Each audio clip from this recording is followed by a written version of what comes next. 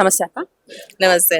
Happy women's day ముందుగా మీకు. Thank you. Wish the same. And రాష్ట్రంలో ఉన్నటువంటి ప్రజలందరూ కూడా, మహిళలందరూ కూడా అంతర్జాతీయ మహిళా దినోత్సవం శుభాకాంక్షలు. అయితే ఈ రోజు సీఎం రేవంత్ రెడ్డి గారు ఈ రోజు సాయంత్రం 6 గంటల పరేడ్ గ్రౌండ్స్ లో సభ పెడుతున్నారు. అది కూడా మహిళల గురించి, కోటి మంది మహిళలను కోటీశ్వరులను చేస్తారని. అది నిజమే అంటారా? నిజంగా ఎంత చెప్తున్నాను కదా, నీటి మీద బుడగలాగా.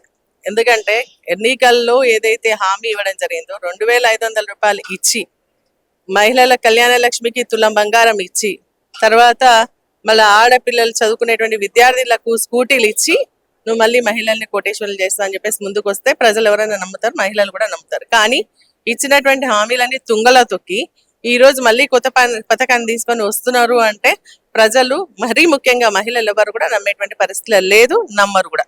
అయితే ఇప్పుడున్న జనరేషన్ లో మన మహిళలకు మెయిన్లీ సేఫ్ అండ్ సెక్యూరిటీ ఉందంటున్నారా? లేదు, ఖచ్చితంగా లేదు. ఈ ప్రభుత్వ హయాంలో అయితే మహిళలకు అసలు రక్షణనే లేదు. ఎందుకంటే మనం చూస్తా ఉన్నాం, రోజు ఒక దగ్గర అగాత్యాలు జరుగుతా ఉన్నాయి, అత్యాచారాలు జరుగుతా ఉన్నాయి, గృహహింసలు జరుగుతా ఉన్నాయి, మరి చీటింగ్, మన టీజింగ్ చేసేటువంటి పరిస్థితి కనిపిస్తా ఉంది. ఎక్కడ కూడా మహిళలకి రక్షణ లేదు. కేసీఆర్ గారు గవర్నమెంట్ ఏంటంటే మహిళలకు సంబంధించి మరి భరోసా సెంటర్స్ తీసుకొని రావడం జరిగింది. అదేవిధంగా మనకు జిల్లాలో సఖీ సెంటర్స్ ఉన్నాయి, ఫ్రెండ్లీ పోలీస్ ఉండే. సో దీనివల్ల ఏంటంటే మహిళలకు ఒక గౌరవం, ఒక ధీమా, మాకు ఏదైనా జరిగితే ఈ నెంబర్కి ఫోన్ చేస్తే మమ్మల్ని వచ్చి రక్షిస్తారని చెప్పేసి ఒక ధైర్యం ఉండేది. కానీ ఈ రోజు అటువంటి పరిస్థితి లేనే లేదు రాష్ట్రంలో.